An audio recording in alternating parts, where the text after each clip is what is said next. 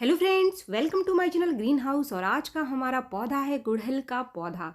सर्दियां शुरू हो चुकी हैं, दिसंबर का महीना चल रहा है और कड़ाके की ठंड में भी आपको अपने गुड़हल के पौधे से ग्रोथ और फ्लावरिंग कैसे लेनी है और इसको खराब होने से ठंड में कैसे बचाना है। क्योंकि जो गुड़हल का पौधा है एक धूप का पौधा है। जैसे ही टेम्परेचर 10 डिग्री से नीचे जाना शुरू कर देता है तो पौधा बिल्कुल भी ग्रोथ करना बंद कर देता है। इसके ऊपर काफ़ी सारी समस्याएं आनी शुरू हो जाती है, जैसे पत्तों का पीला होना, पत्तों का झड़ना या फिर फूलों का छोटा होना। इसके साथ ही कीड़े भी काफ़ी आसानी से इस समय इसके ऊपर आकर लगने शुरू हो जाते हैं, कलियां गिरनी शुरू हो जाती है और जो पत्तों का कलर है वो भी आपको कुछ बदलता हुआ दिखाई देगा। जैसे जैसे सर्दियां बढ़ेगी, टेम्परेचर 10 डिग्री से नीचे जाएगा तो ये सारी समस्याएं गुड़हल के पौधे में और ज़्यादा बढ़ जाएंगी। लेकिन आज के इस वीडियो में मैं आपके साथ शेयर कर रही हूँ कुछ बहुत ज़रूरी टिप्स। अगर ये सारी समस्याएं आपके पौधे के अंदर आनी शुरू हो गई है तो किन चीज़ों का ध्यान रख के आप अपने गुड़हल को इन समस्याओं से बचा सकते हैं और ठंड में भी, यानी कि कड़ाके की ठंड में भी काफ़ी बढ़िया फ्लावरिंग ले सकते हैं। तो फ्रेंड्स, टिप्स नंबर 1, जो पहली समस्या आजकल बहुत ज़्यादा आपको अपने गुड़हल पर देखने के लिए मिलेगी वो है पत्तों का झड़ना। अगर गुड़हल के पौधे के पत्ते अचानक से झड़ने लग गए हैं तो ये होता है स्ट्रेस की वजह से। तो ये स्ट्रेस होती क्यों है पौधे को? जैसे ही मौसम बदलता है, यानी पौधा एक सीज़न से दूसरे सीज़न में जाता है तो पौधे में स्ट्रेस होना शुरू हो जाता है, क्योंकि उसके लिए जो कंडीशन है एकदम से बदलनी शुरू हो जाती है। और इस समय आजकल जो पौधे को धूप मिल रही है वो भी काफ़ी कम मिल रही है। तो धूप कम मिलने की वजह से भी पौधा स्ट्रेस में जा रहा है, दिन छोटे हो रहे हैं, धूप की मात्रा धीरे धीरे कम होती चली जा रही है, जिसकी वजह से भी गुड़हल का पौधा स्ट्रेस में जाता है, क्योंकि इसको धूप चाहिए होती है अच्छी ग्रोथ के लिए। और जैसे जैसे धूप कम होगी तो पौधा स्ट्रेस में जाना शुरू कर देता है। तीसरा कारण है, आप पौधे की मिट्टी में या तो बहुत ज़्यादा पानी देते हैं या फिर पौधे की मिट्टी में आप बहुत कम पानी देते हैं। दोनों ही काम आपको नहीं करना है। मिट्टी को हमेशा आपको मॉइस्ट बना करके रखना है लगातार। अगर मिट्टी बहुत ज़्यादा गीली रहेगी तब भी पत्ते स्ट्रेस में जाएंगे, अगर बिल्कुल सुखा देंगे आप तब भी पत्ते स्ट्रेस में जाएंगे, और ये दोनों ही कारण बन जाएगा पत्तों को अचानक से गिराने के पीछे। इसके साथ ही जो गुड़हल का पौधा है एक धूप का पौधा है और इसको ज़्यादा टेम्परेचर चाहिए होती है अच्छी ग्रोथ के लिए। लेकिन जैसे ही टेम्परेचर 10 डिग्री सेल्सियस से नीचे जाता है तो गुड़हल का पौधा स्ट्रेस में जाना शुरू कर देता है। अब जो दूसरी समस्या लोगों को इस समय आ रही है वो है पत्तों के पीले होने का। तो फ्रेंड्स, पत्तों के पीले होने के 4 प्रमुख कारण हैं। पहला, वही स्ट्रेस जो कि मौसम बदलने की वजह से हो सकता है, या फिर जब आप नए पौधे की रिपोर्टिंग करते हैं तो रिपोर्टिंग करने के बाद भी पौधा स्ट्रेस में जाता है, उसकी वजह से भी पत्ते पीले होते हैं। दूसरा कारण है पौधे की मिट्टी में न्यूट्रिशन की कमी। आयरन और मैग्नीशियम की कमी की वजह से भी पत्ते पीले पड़ते हैं। पत्ते आपको कुछ इस तरीके से दिखाई देंगे, नसें हरी होती है और बाकी हिस्सा पीला होगा उसका, यानी कुछ ऐसे पोषक तत्व हैं जिसकी कमी की वजह से भी पत्ते पीले होने शुरू हो जाते हैं। तीसरा कारण है, आपके पौधे की जो मिट्टी है वो लगातार आप गीली रखते हैं, यानी आप ज़रूरत से ज़्यादा पानी दे रहे हैं, उस कंडीशन में भी पत्ते पीले होते हैं।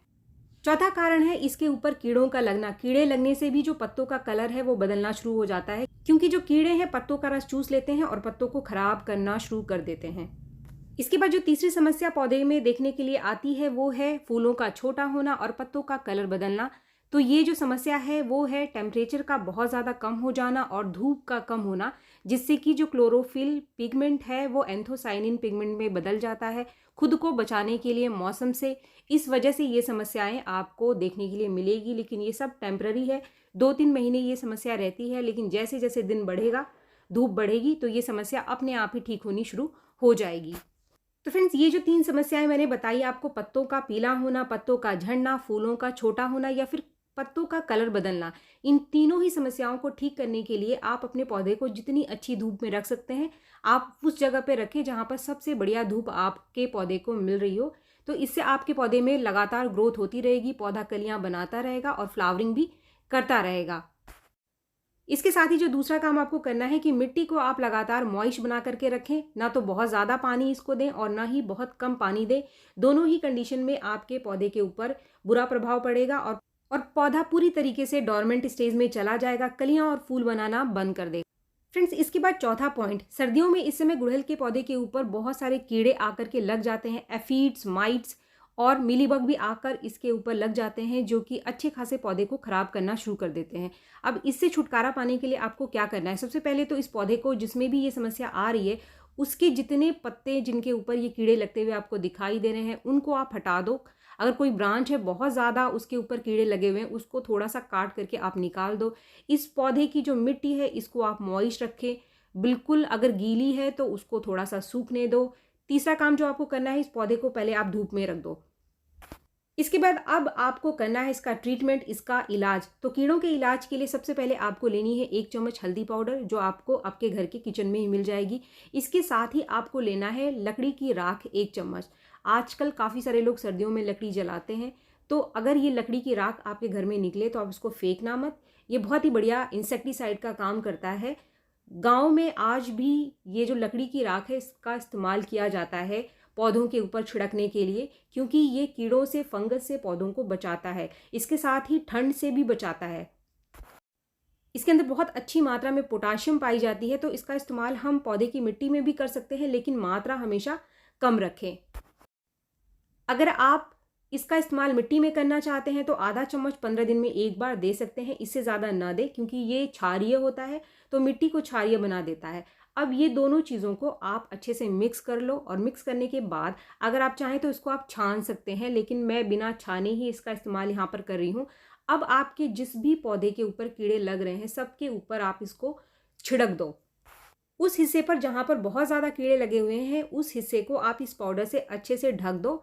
1 दिन के लिए इसको, हमें पौधे को ये पाउडर छिड़क करके ऐसे ही छोड़ देना है। 1 दिन हमें कुछ भी इस पौधे के ऊपर नहीं करना है। अगले दिन हम इसके ऊपर आगे काम करेंगे, वो आगे इस वीडियो में मैं आपको बताने वाली हूँ। फ्रेंड्स, ये पाउडर एक नेचुरल इंसेक्टिसाइड, फंगिसाइड का काम करता है। तो अगर आपने अपने घर के ऊपर टेरेस गार्डन में, किचन गार्डनिंग करते हैं आपने सब्जियों के पौधे लगा रखे हैं या फिर फलों के पौधे लगा रखे हैं, तो उनके ऊपर भी आप इस पाउडर का छिड़काव कर सकते हैं।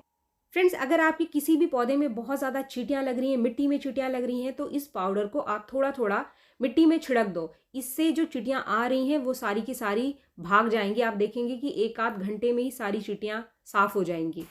फ्रेंड्स, अब आगे का जो काम है 1 दिन बाद हम इसके ऊपर करेंगे। तो ये अगले दिन की कंडीशन है, देख सकते हैं आप, काफ़ी सारी हवा चली और ओस भी गिरी, तो काफ़ी सारा जो पाउडर है वो अपने आप से ही हट गया है। अब 1 दिन बाद हमें अच्छे से इसके ऊपर पानी का स्प्रे करना है। किसी भी तेज़ धार वाली चीज़ से आप स्प्रे करें। जिस पाइप से आप पानी डालते हैं अपने पौधों में उस पाइप से ही स्प्रे कर सकते हैं, या फिर स्प्रे बॉटल में पानी भर के भी आप स्प्रे कर सकते हैं। तेज़ धार वाली किसी भी चीज़ से स्प्रे करने से ये पाउडर हट जाएगा। इसके साथ ही जितने भी कीड़े और फंगस इसके ऊपर लगे हैं वो भी हट जाएगा, और आपका पौधा, जो कीड़े इसके ऊपर लगे हुए थे, पूरी तरीके से साफ़ हो जाएंगे। फ्रेंड्स, इसके बाद 5वां पॉइंट यानी कि आखिरी पॉइंट, अगर आपका गुड़हल का पौधा फूल देना बंद कर चुका है तो इसे ग्रोथ कैसे लेनी है और फ्लावरिंग इस समय सर्दियों में इससे कैसे लेनी है। तो जो फर्टिलाइज़र आज की इस वीडियो में मैं आपके साथ शेयर कर रही हूँ, ये एक बेस्ट होममेड फर्टिलाइज़र है। इसको अगर 15 दिन में एक बार आप देंगे तो सर्दियों में भी, कड़ाके की ठंड में भी आपका पौधा फूल देता रहेगा। तो फ्रेंड्स, इस फर्टिलाइज़र को बनाने के लिए मैंने घर के किचन से ही 3 चीज़ें ली हैं, और ये बहुत ही आसानी से आप घर में ही बना सकते हैं। ये जो पहली चीज़ आप देख रहे हैं ये है आलू का पाउडर, यानी आलू के छिलके का पाउडर। जो आप आलू घर में बनाते हैं उसके छिलकों को आप कभी भी ना फेंकें। इसको आप अच्छे से धूप में सुखा करके इसका एक पाउडर बना लो। इस पाउडर को आपको बनाना कैसे है वो इन शॉर्ट मैं आपको दिखा देती हूँ, कि पहले आप छिलकों को अच्छे से सुखा लीजिए और किसी भी ग्राइंडर मिक्सचर में आप डाल करके इसको पीस करके इसका एक मोटा मोटा सा पाउडर बना लो। ज़रूरी नहीं कि बहुत महीन पाउडर आप बनाएं, पतला पाउडर बना करके और किसी भी डब्बे में बंद करके आप इसको रख सकते हैं। ये ख़राब नहीं होगा। अगर छिलके आपने अच्छे से सुखा लिए तो इस पाउडर को आप महीनों रख देंगे, ये ख़राब नहीं होगा। अब आगे आपको इसका इस्तेमाल कैसे करना है वो मैं आपको बता रही हूँ। अगर आपका पौधा 10 से 12 इंच के पॉट में लगा हुआ है तो इसको आपको 2 चम्मच लेना है। ये बहुत ही बढ़िया सोर्स है पोटाशियम का, एक नेचुरल सोर्स है और आसानी से हमको घर के अंदर ही मिल जाएगा। इसके साथ ही इसके अंदर मैग्नीशियम और फास्फोरस भी अच्छी मात्रा में पाई जाती है। इसके बाद जो दूसरी चीज़ मैंने यहाँ पर ली है ये है प्याज के छिलके का पाउडर। प्याज के छिलकों का पाउडर भी आप बहुत ही आसानी से घर में बना सकते हैं। जो छिलके रोज़ आपके निकलते हैं, हमें सिर्फ ऊपर के सूखे छिलके लेने हैं। इसको आप 1 दिन के लिए धूप में रख दो ताकि ये अच्छे से सूख जाए, इसके अंदर कोई गीलापन हो वो ख़त्म हो जाए। और इसको भी बिल्कुल इसी तरीके से आप ग्राइंडर मिक्सचर में डाल करके इसका एक पाउडर बना लो मोटा मोटा सा। इस छिलके को भी आप स्टोर करके रख सकते हैं और जब ज़रूरत हो आप इसका इस्तेमाल अपने पौधे में कर सकते हैं। इस तरीके से पाउडर बनाए हुए फर्टिलाइज़र का इस्तेमाल हम कभी भी कर सकते हैं और ये ख़राब भी नहीं होता है। बस छिलकों को आपको अच्छे से सुखा लेना है। गीले छिलकों को अगर आप पीस करके स्टोर करेंगे तो उसके अंदर आगे जा कर के फंगस लग जाता है। अब यहाँ पर हमको 1 चम्मच ये पाउडर लेना है, यानी जो हमने प्याज का पाउडर लिया है वो सिर्फ 1 चम्मच लिया है और जो आलू का पाउडर था हमने 2 चम्मच लिया है। फ्रेंड्स, ये प्याज के छिलके बहुत ही बढ़िया सोर्स है पोटाशियम का, नेचुरल सोर्स है। प्याज के छिलकों का इस्तेमाल करके हम हमारे पौधों में बहुत सारी समस्याओं को ठीक कर सकते हैं। प्याज के छिलकों में आयरन और मैग्नीशियम पाई जाती है, इसके साथ ही इसके अंदर सल्फर पाया जाता है। आयरन और मैग्नीशियम होने से पत्ते पीले कम होंगे और सल्फर पौधे की जो जड़ें हैं इनकी ग्रोथ को तेज करता है। अब जो तीसरी चीज़ यहाँ पर मैं ले रही हूँ ये है चाय की पत्ती का पाउडर। फ्रेंड्स, चाय की पत्ती के पाउडर का इस्तेमाल हम यहाँ पर इसलिए कर रहे हैं क्योंकि ये पौधे की मिट्टी को हल्का एसिडिक बना करके रखेगा और जो नाइट्रोजन की कमी है पौधे में इसको भी पूरा करेगा। ये चाय की पत्ती का पाउडर बनाना बहुत ही आसान है। जो हमारे घर के अंदर चाय की पत्ती होती है, जो हम चाय बनाने के लिए इस्तेमाल करते हैं, इसको भी आप ग्राइंडर मिक्सचर में कुछ इस तरीके से पीस करके इसका पाउडर बना लो और इसको भी किसी डब्बे में बंद करके आप इसको रख दो। और यहाँ पर जो मैं चाय की पत्ती ले रही हूँ इसकी मात्रा है आधा चम्मच। आपको 15 दिन में आधा चम्मच से ज़्यादा चाय की पत्ती अपने किसी भी पौधे में नहीं डालना है। फ्रेंड्स, अब इन तीनों चीज़ों को मिला करके हम एक फर्टिलाइज़र तैयार कर लेंगे जिसको कि हमें हमारे पौधे को देना है।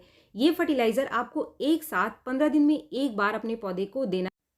अगर आपका पौधा छोटा है, पॉट का साइज छोटा है, तो आप इसकी मात्रा कम कर सकते हैं। जिस भी पौधे में आप इसको डालोगे इसकी मिट्टी को आप हल्का सा मॉइस्ट कर लो, हल्का सा सुखा लो, मिट्टी की पहले से थोड़ी सी गुड़ाई कर लो। इसके बाद इस फर्टिलाइज़र को आपको देना है। फर्टिलाइज़र देने के बाद इसको मिट्टी में आप अच्छे से मिक्स कर दें। इसके बाद इसमें आप पानी दे सकते हैं और अच्छे रिजल्ट के लिए आपको इस फर्टिलाइज़र को हर 15 दिन में एक बार अपने पौधे को देना है। पूरी ठंडियाँ आप इस फर्टिलाइज़र का इस्तेमाल अपने पौधे में कर सकते हैं। इससे आपके पौधे को अच्छी ग्रोथ भी मिलेगी, आपका पौधा लगातार फ्लावरिंग करता रहेगा और स्ट्रेस से भी बचा रहेगा। तो फ्रेंड्स, उम्मीद है वीडियो आपको पसंद आया होगा। अगर वीडियो आपको पसंद आया तो एक लाइक ज़रूर करें और मेरे चैनल को आपने अब तक सब्सक्राइब नहीं किया है तो मेरे चैनल को सब्सक्राइब भी ज़रूर कर लें। मिलते हैं मेरे नेक्स्ट वीडियो में, तब तक के लिए थैंक यू।